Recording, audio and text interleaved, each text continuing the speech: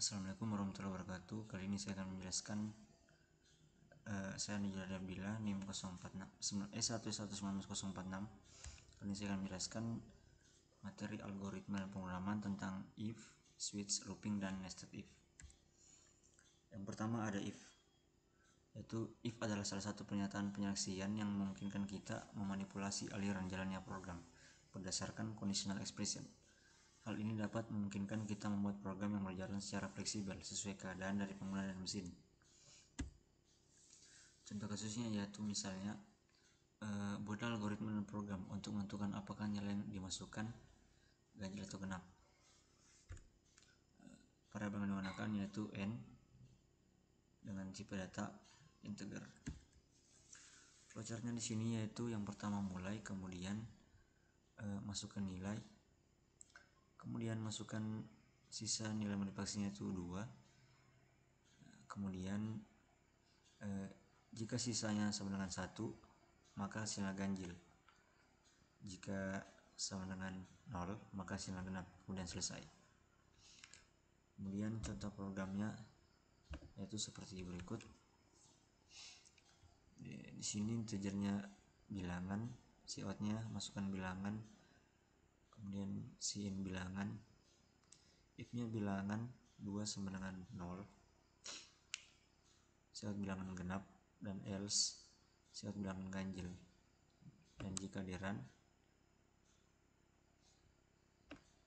nah sini saya akan masukkan bilangan misalnya 1, nah bilangannya ada ganjil karena saya masukkan nilai 1. Ketika saya run lagi dan masukkan nilai 2 maka outputnya adalah bilangan adalah genap. Selanjutnya switch. Switch adalah percabangan kode program di mana kita membandingkan isi sebuah variabel dengan beberapa nilai. Jika proses perbandingan tersebut menghasilkan true, maka blok kode program akan diproses. Contoh kasusnya yaitu algoritma dan program untuk dapat memilih operasi matematika mana yang akan diselesaikan, misalnya penjumlahan, pengurangan, dan perkalian.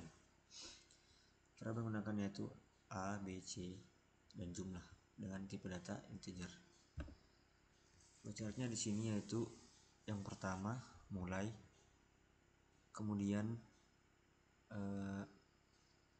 float sama dengan A, B, C, dan jumlah. Kemudian masukkan nilai A, lalu masukkan nilai B. Kemudian C sama dengan 1. Jika benar maka hasilnya A sama dengan A tambah B sama dengan jumlah. Kemudian else yang kedua yaitu A sama dengan A kurang B sama dengan jumlah. Kemudian yang ketiga C sama dengan 3 yaitu A kali B sama dengan jumlah. Jika false lagi maka pilihannya tidak terdaftar. Kemudian masing-masing dari C1, 2, dan 3 ini akan mengeluarkan output. Contoh codingannya seperti berikut. Ini. Di sini ada cout 1 penjumlahan, pengurangan, dan perkalian. Kemudian case 1 nilai penjumlahan, case 2 nilai pengurangan, dan case 3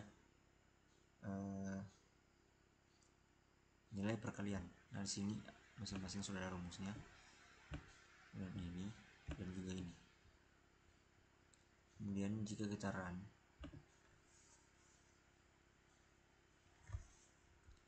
pertama sini saya akan memilih penjumlahan 1, kemudian masukkan nilai A. Sini saya masukkan nilai misalnya 5, nilai B nya 3. Nah, lalu muncullah hasil dari penjumlahan nilai A dan B adalah 5 tambah 3 sama dengan 8. Kemudian saya akan tes lagi program yang kedua yaitu pengurangan. Yang pertama 5, nilai yang kedua 3. Nah, kemudian akan keluar outputnya hasil dari pengurangan nilai A dan B adalah 5 kurang 3 sama dengan 2.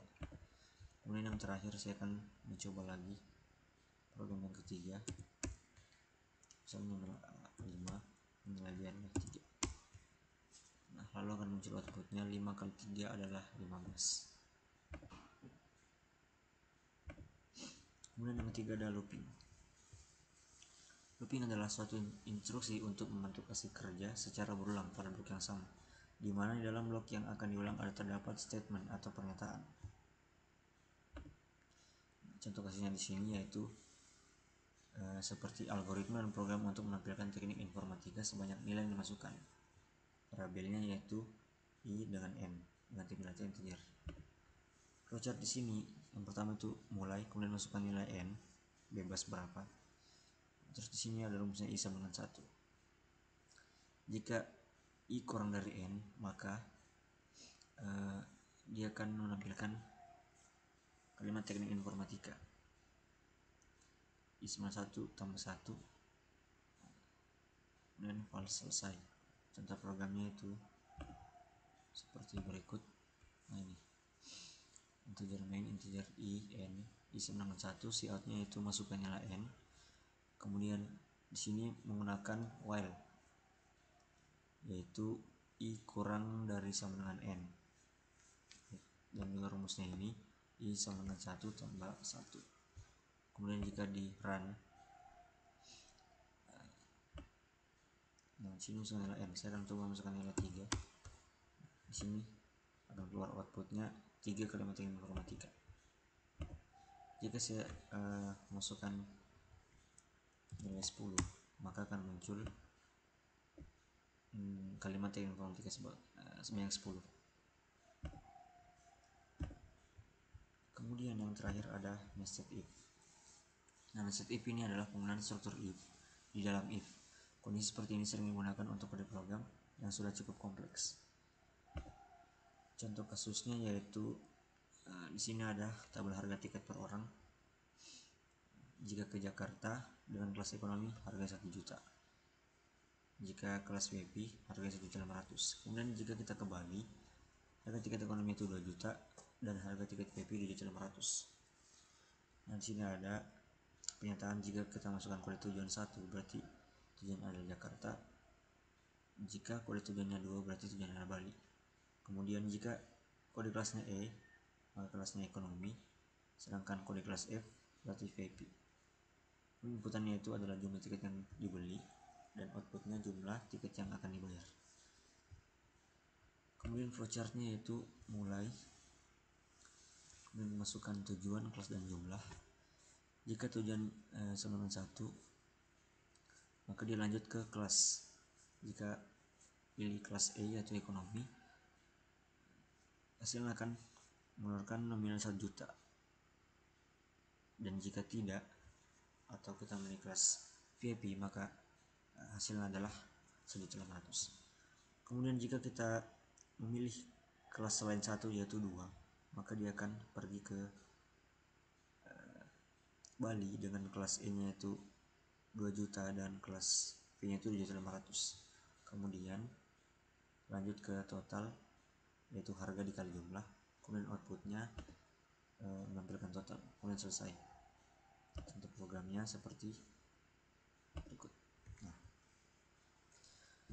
di sini dia tuh caranya tujuan sama kelas, kemudian integer, jumlah, harga dan total. Di sini ada si out yang menunjukkan tujuan 1 Jakarta, 2 Bali, dan si outnya pilih tujuan 1 atau 2. Kemudian ada pilihan kelas ekonomi atau VIP dengan keterangan E dan keterangan V. E untuk ekonomi dan V untuk VIP. Kemudian pemilihan kelas E untuk ekonomi, V untuk VIP. Kemudian si outnya itu jumlah tiket. Nah, di sini rumusnya itu jika tujuannya kita pilih nomor 1, kemudian dia lanjut ke kelas E yaitu harga dari tiket kelas ekonomi ke Jakarta. Jika tidak, atau jika kita beli tiket VIP maka harganya 1.500.000. Kemudian jika kita memilih lagi kelas tiket ke Bali, maka harga kelas ekonomi itu 2 juta. Namun ketika kita memilih harga kelas VIP maka harga 2.500.000. Kemudian rumus di sini harga dikali jumlah, dan juga output yang terakhir keluar total harga yang harus dibayar. Nah, ketika saya run, misalnya saya pilih Jakarta. Nah terus kelasnya itu ekonomi. 5 tiketnya saya mau 2. Nah maka total jumlah yang harus dibayar adalah 15.000. Mungkin itu saja yang bisa saya sampaikan. Lebih dan kurangnya mohon dimaafkan. Assalamualaikum warahmatullahi wabarakatuh.